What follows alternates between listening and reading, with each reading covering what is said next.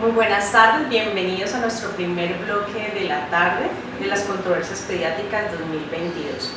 A continuación, el doctor Ricardo Jaramillo, quien es pediatra de la Universidad del Valle 2011, neumólogo pediatra del Centro de Atención Primaria 17 de septiembre del Instituto Catalán de Salud en Barcelona, España, viene con su charla Pulmón del niño con fibrosis quística. Bienvenido, doctor. Un saludo muy especial.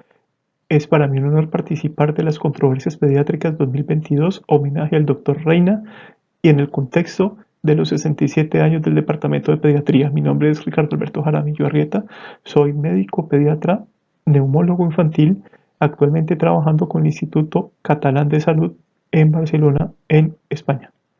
Bueno, definitivamente declaro que no tengo ningún conflicto de intereses al realizar esta presentación. La siguiente presentación se basa en el Tratado de Fibrosis Quística de la Sociedad Española de Fibrosis Quística, publicado en febrero del 2012 y vigente hasta la actualidad. También se basa en las guías NICE británicas sobre el manejo de niños con fibrosis quística.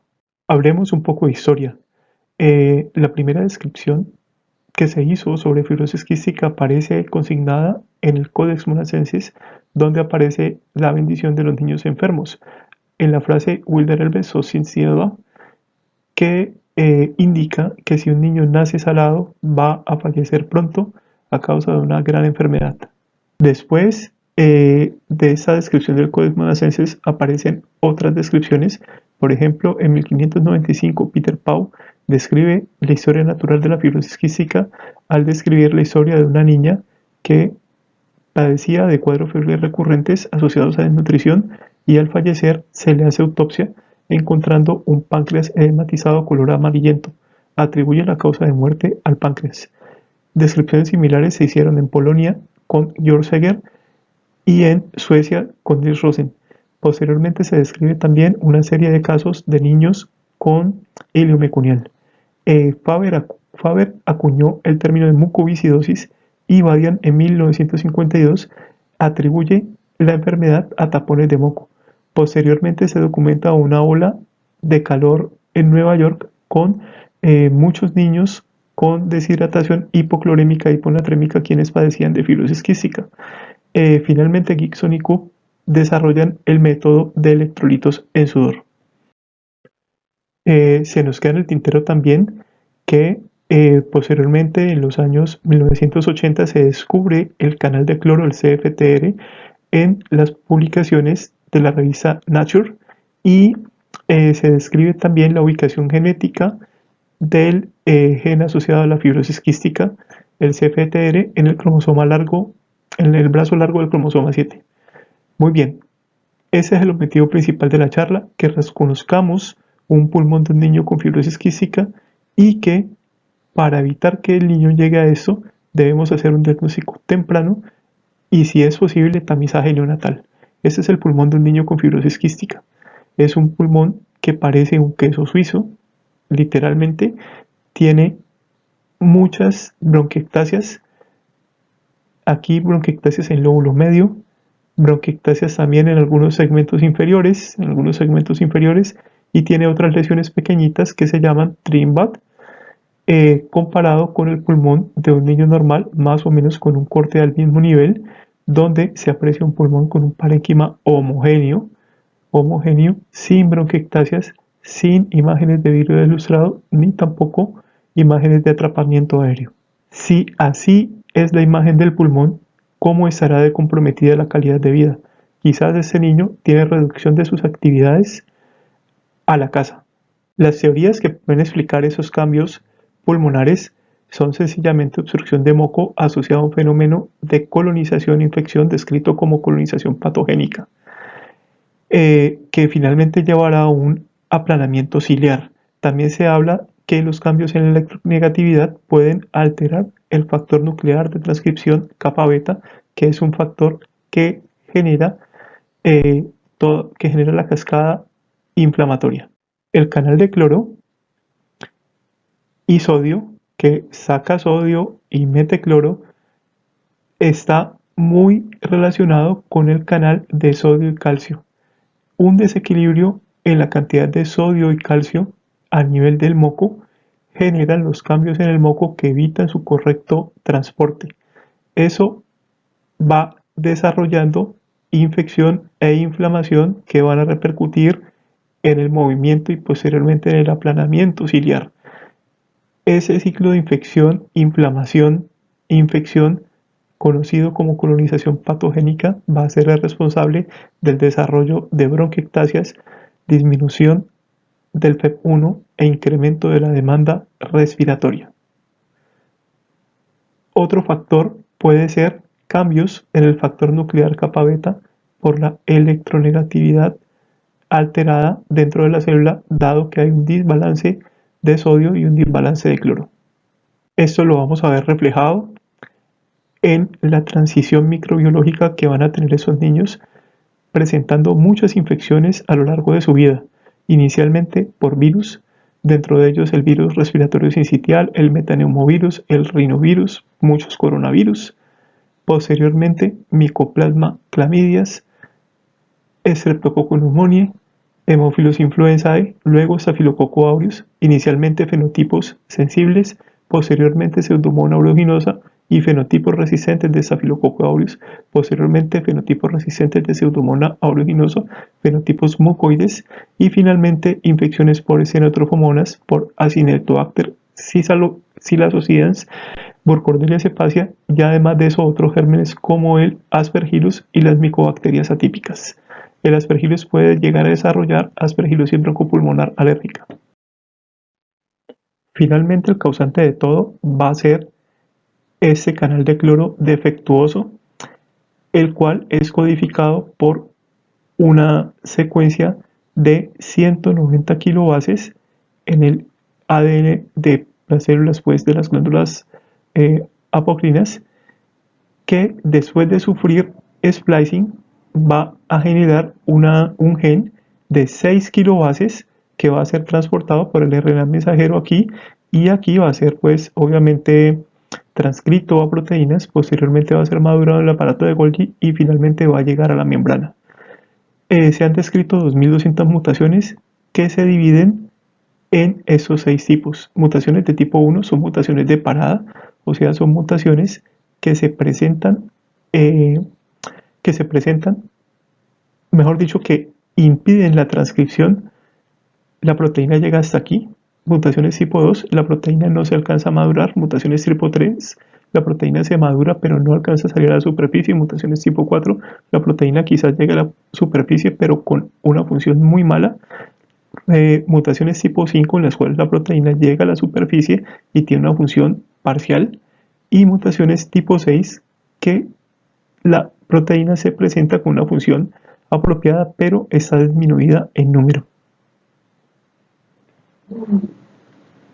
Entre las mutaciones tipo 1 son las más graves, con mayores manifestaciones, y las tipo 5 y tipo 6 tienen menos manifestaciones. Muy bien, ¿y cuáles son las manifestaciones entonces de la fibrosis quística? En la etapa neonatal puede presentarse con ictericia, una ictericia de la cual desconocemos la etiología. Puede presentarse también con ilio meconial. Posteriormente puede presentarse con intususcepción, diarreas crónicas, hiponatremia, pérdida de peso, no ganancia de peso, falla para progresar. Posteriormente neumonías de repetición, crisis sibilantes de repetición, diagnosticadas como asma de difícil control, atelectasias de repetición. A medida que pasa el tiempo, las complicaciones incrementan. Pueden presentarse muchos episodios de deshidratación hiponatrémica. Puede haber insuficiencia pancreática y obviamente puede haber asma de difícil control, como ya hemos dicho. Y finalmente va a llevar una colonización por Pseudomonas aeruginosa, Burkholderia cepacia o Burkholderia cepacia, y también puede tener otro espectro que sea totalmente asintomático hasta la adultez, donde se va a manifestar con infertilidad.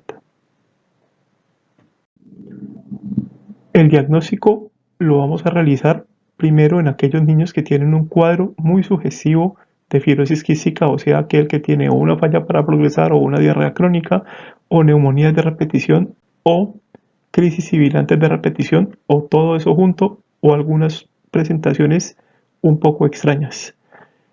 A ese niño le vamos a hacer 2 pruebas de electrolitos en sudor.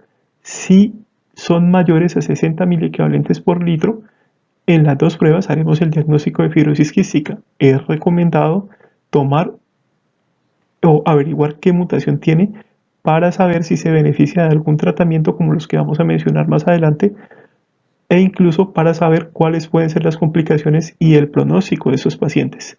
Estas pruebas de electrolitos en sudor se pueden tomar mediante el método de Gibson y Cook o mediante el método de ChloroCheck, que es un método que se ha estandarizado actualmente y es un poco más preciso que el Gibson y Cook. El problema está cuando la prueba es dudosa, o sea, cuando es mayor de 30 y menor de 60. Allí necesitamos una segunda prueba y en esos casos posiblemente necesitemos también de las mutaciones, porque muchas veces conductancias parcialmente alteradas también nos pueden hablar de alguna mutación en el CFTR. Bueno, el manejo de la fibrosis quística depende mucho de ese dispositivo de alta tecnología. Obviamente no es este, esto es un ventilador mecánico, es este, el teléfono. Se necesita contestarle al teléfono a los pacientes cada vez que pidan un servicio, porque son pacientes que se pueden complicar muy rápido.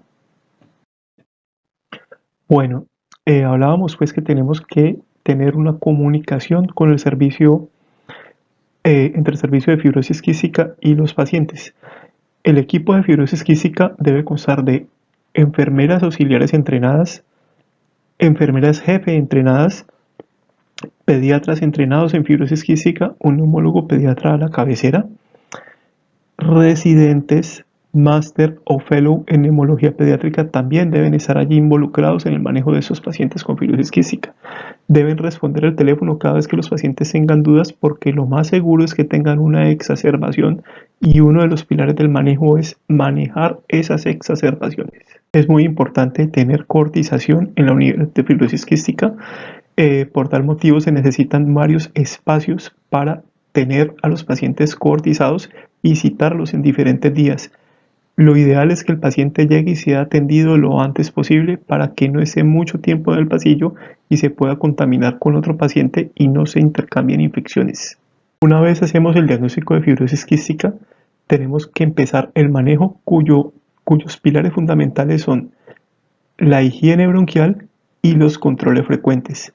La higiene bronquial se constituye de 2 acciones básicas: la terapia respiratoria y las nebulizaciones con solución salina hipertónica o mucolíticos. La terapia respiratoria se puede hacer de 2 formas. Inicialmente, antes de los 4 años, podemos hacer drenaje postular, que consiste en promover la salida de líquido y la salida de secreciones pulmonares a partir de presión por las mismas vísceras y por el pulmón contralateral. Y después de los 4 años podemos utilizar dispositivos que faciliten la salida de secreciones pulmonares a través de la respiración, como el flúter o el dispositivo a capela. El dispositivo a capela emite unas ondas que viajan por todo el tracto respiratorio, movilizando las secreciones y permitiendo su evacuación. Los agentes mucolíticos como la salina hipertónica, el malitol y la alfa-dornasa, lo que generan es una disminución en la viscosidad del moco. La salina hipertónica inicialmente produce disminución de la viscosidad del moco por ruptura de los enlaces covalentes y además de eso dándole pataditas a los cilios para que saquen rápidamente el moco. La alfa-dornasa destruye los enlaces covalentes y permite la salida del moco rápidamente. La alfa-dornasa se utiliza más que todo en pacientes que ya pueden llegar a tener biofilm formado por Pseudomonas aeruginosa. Otro de los pilares del manejo de estos niños con fibrosis quística es el control de las exacerbaciones. Tenemos que llevar en cuenta que una exacerbación se va a presentar cuando el paciente tiene fiebre, caída del FEV1, tos, decaimiento o incremento de la mucosidad. Ante cualquiera de esas situaciones tenemos que citar al paciente, tomarle un cultivo de esputo y empezar amoxicilina, ácido clavulánico, que es lo que se inicia por acá, o un antibiótico de acuerdo al último cultivo tomado por ese paciente. Si el paciente no se encuentra bien, está muy decaído, está taquicárdico, tiene marcadores inflamatorios muy elevados, o está con desaturación, es importante hacer el manejo hospitalario con antibióticos endovenosos. De lo contrario, tratar de manejar ambulatoriamente al máximo estos pacientes. Utilizaremos fluoroquinolonas solamente en casos de infección por Staphylococcus aureus, meticilino resistente o Pseudomonas aeruginosa, al igual que las tetraciclinas. Además de eso, vamos a añadir antibióticos nebulizados en ciclos on-off, sobre todo para la tobramicina, aunque la colicina se puede administrar de forma directa. Los ciclos on-off los vamos a mantener hasta 3 meses después de tener un cultivo negativo. O sea que el paciente llegó, le tomamos el cultivo, le empezamos el antibiótico nebulizado, le empezamos el antibiótico oral, mantenemos el antibiótico nebulizado 3 meses después de tener un cultivo negativo. También podemos utilizar antiinflamatorios. Se pueden dejar antiinflamatorios incluso por un año o más. Como antiinflamatorios utilizamos el ibuprofeno a dosis muy altas, entre 10 y 20 miligramos kilo dosis, y la acitromicina, no tobramicina, sino acitromicina a 10 miligramos kilo día, días interdiarios, lunes, miércoles, viernes. Y de esta forma vamos a tener un efecto antiinflamatorio muy similar al del tacrolimus. El otro pilar fundamental en el manejo del niño con fibrosis quística son las consultas periódicas. Se deben realizar cada 3 meses. En todas las consultas vamos a hacer una anamnesis completa preguntando por síntomas de todos los sistemas, desde el sistema nervioso central que está en la cabeza hasta la piel que está en los pies. Vamos a hacer una evaluación antropométrica, vamos a tomar todos los signos vitales y si es posible vamos a tomar una glucometría, vamos a hacer un examen físico completo, vamos a hacer una espirometría. En la parte nutricional, si es posible obtener una encuesta nutricional de las últimas 24 horas, sería ideal. En algunas zonas y hasta ahora vinculados a estudios experimentales, también se realizan otras pruebas como el LSI, en este caso que nos mide la heterogeneidad pulmonar. A medida que el LSI es mayor, la heterogeneidad pulmonar también es mayor. La heterogeneidad pulmonar es qué tan diferentes están las diferentes áreas de este parénquima pulmonar, si podemos decirlo así. En ese caso está muy heterogéneo, se debe correlacionar con un LSI bastante alto. Pletismografía se toma muy poco, pruebas de esfuerzo pulmonar ocasionalmente, test de marcha cuando sospechamos hipertensión pulmonar, encuesta de la calidad de vida en todas las consultas y cultivo faríngeo hisopado en todas las consultas. También se toma PENIR, que es una muestra de grasas en materia fecal. Cada año tenemos que tener un examen completo del perfil hematopoyético, del perfil renal, del perfil hepático, y también necesitamos tener por lo menos un carpograma, llevar en cuenta que le tenemos que hacer una densitometría ósea más o menos cada 2 a 4 años y tener también niveles de vitamina B12 y niveles de vitamina D. Posteriormente continuamos con las visitas programadas. Ojo que el FENIR va a ser en cada visita. El seguimiento finalmente lo debe realizar un equipo interdisciplinario conformado por el neumólogo pediatra, el gastroenterólogo pediatra, el nutriólogo clínico o el nutricionista, el endocrinólogo pediatra, los cardiólogos pediatras, psicología, trabajo social y, si es posible, psiquiatría, sobre todo cuando estamos en etapas más avanzadas de la enfermedad. El manejo nutricional se tiene que realizar con una dieta hipercalórica y además de eso se deben suministrar las vitaminas liposolubles, se debe evaluar muy bien la hemoglobina glicosilada A1C constantemente y se debe ajustar las enzimas pancreáticas, se le debe suministrar enzimas pancreáticas, ellos cursarán con insuficiencia pancreática, se debe suministrar las enzimas pancreáticas de acuerdo al porcentaje de grasa en materia fecal por la prueba de FENIR. Bueno, las complicaciones, aquí están las más temidas, como la hemoptisis. En ese caso tendríamos que llevar al paciente a fibrobroncoscopia, buscar el sangrado, en qué parte está, y posteriormente llevarlo a embolización con radiología intervencionista, atelectasias que se podría manejar con salina hipertónica o con dornasa alfa.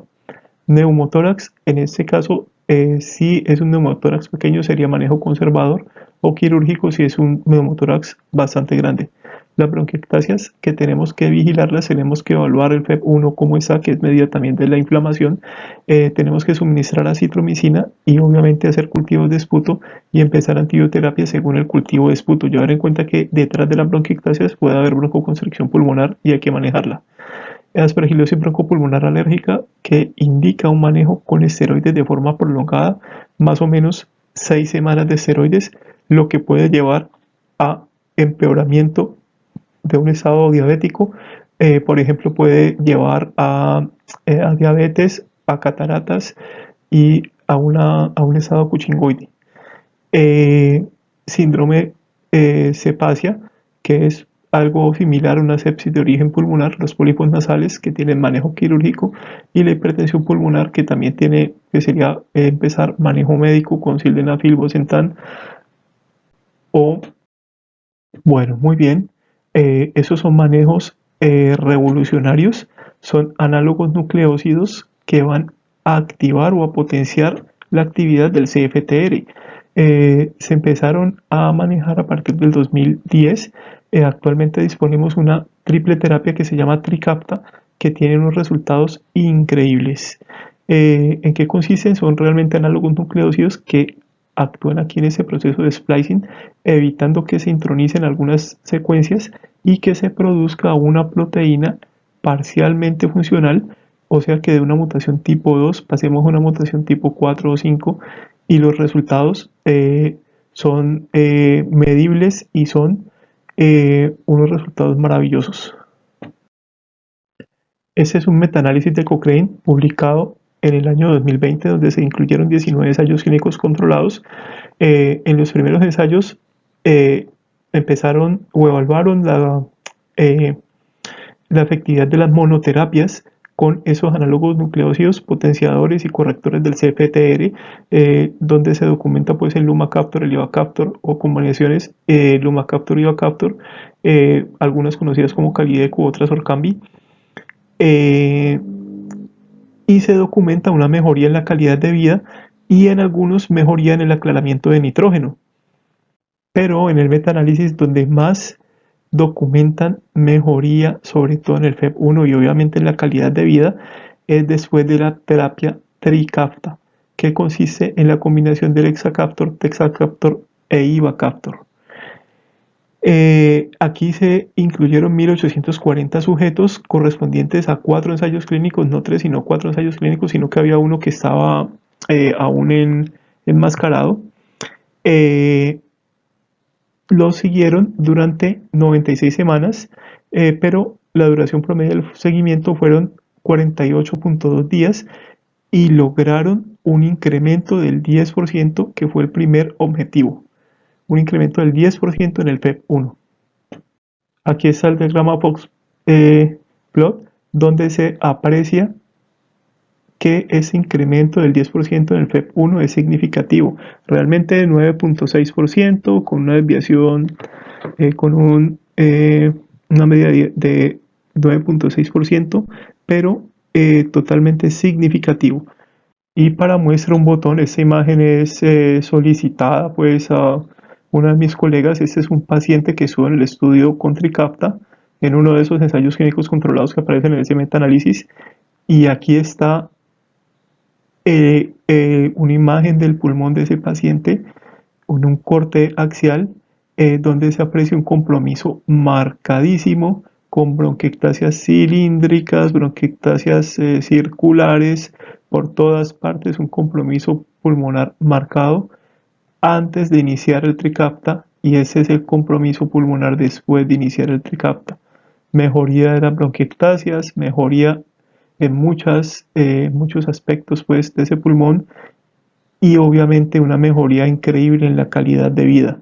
Ese paciente estaba prácticamente con las actividades reducidas por el compromiso pulmonar que tenía, e incluso requirió soporte nutricional por sonda nasogástrica. Creo que en algún momento llegó a necesitar gastrostomía, y ahora ese paciente está mucho más funcional y el pulmón se ha recuperado ampliamente.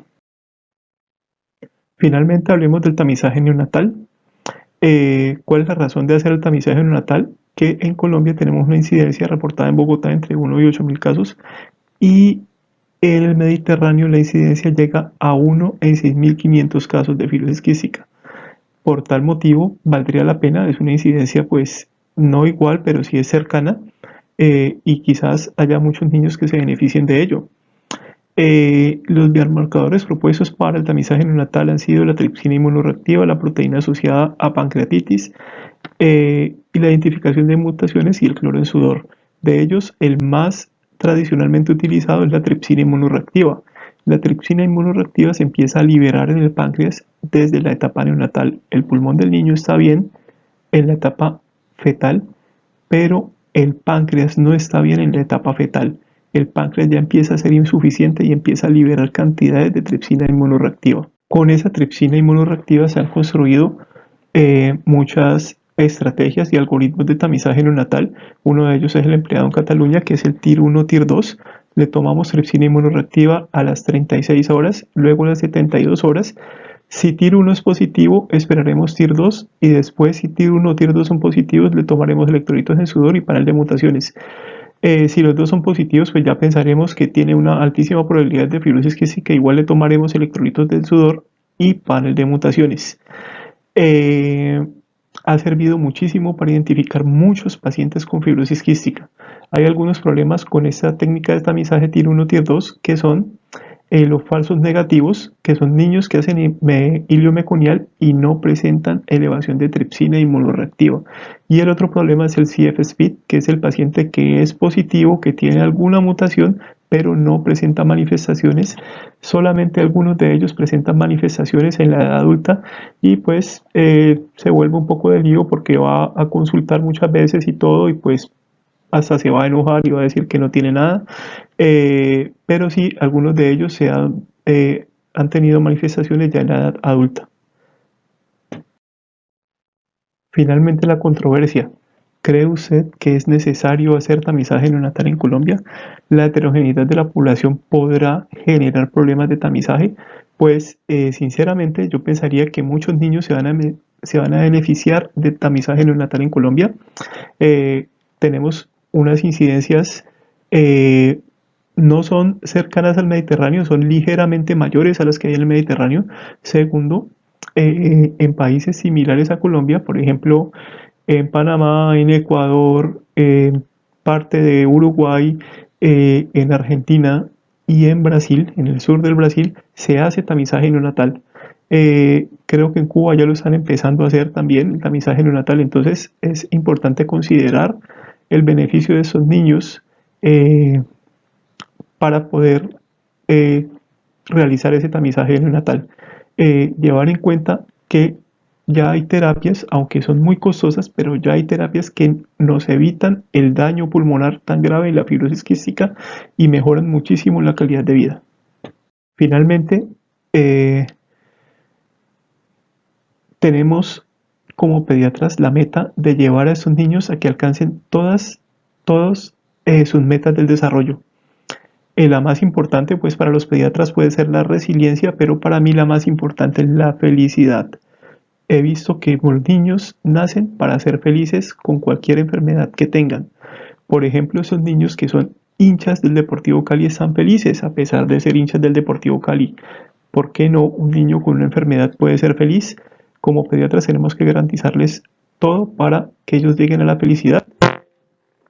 Y entre las cosas que tenemos que garantizarles es un adecuado sistema de salud con todo lo que tengamos a las manos para manejar sus enfermedades trazadoras y no trazadoras, pero que pueden afectar mucho su calidad de vida. Finalmente, al legislar la obligatoriedad del tamizaje neonatal, se tiene que legislar también el desarrollo de las unidades de fibrosis quística, tanto en el ambiente público como privado. Y esperamos como pediatras entregar a esos niños con fibrosis quística a la unidad de fibrosis quística de adultos, entregárselo al neumólogo de adultos para que siga llevando al paciente. Eso va a ser una transición, realmente es una transición muy lenta, se hace entre los 18 y 21 años, pero se entrega al neumólogo de adultos y esperamos hacer eso mismo en Colombia. Y al desarrollar el programa de tamizaje neonatal también nos vamos a ver enfrentados a los CF-SPID, pero para ello pues tenemos que crear algunas estrategias.